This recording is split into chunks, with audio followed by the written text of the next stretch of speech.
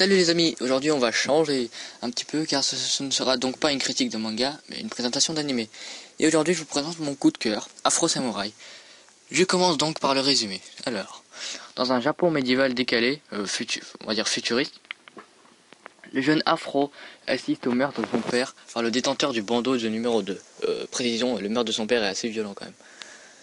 Ces bandeaux sont une sorte de récompense ultime pour le combattant. Ces bandeaux, selon la légende, auraient été créés par les dieux eux-mêmes. Le détenteur du bandeau numéro 1 est donc ainsi considéré comme à l'égal de Dieu, et ne peut donc être défié que par le bandeau numéro 2, qui lui peut se faire défier par n'importe qui. Afro part alors à la recherche de l'assassin de son père pour le venger, et c'est donc comme ça que commence l'anime. Je précise qu'il ne dure que le temps de 5 épisodes, mais je trouve que c'est un bon choix de la part du studio qui a sûrement fait ça pour rester fidèle au manga, qui ne compte lui que 2 tomes. Même si la fin a des airs de cliffhanger, mais à vous de l'interpréter comme bon vous semble. Sinon, si vous aimez les combats, le Japon médiéval, les samouraïs et le sang bien sûr, c'est le manga pour vous. Mais attention, même si l'anime a l'air d'être bien bourrin, cela n'empêche que le personnage principal a une histoire derrière lui que je trouve très intéressante.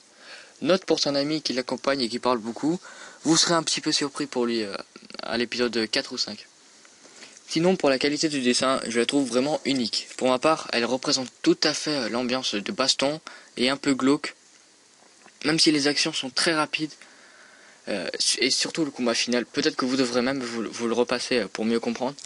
Et donc quelque chose que j'avais pas fait dans ma dernière présentation, c'est de parler de la musique.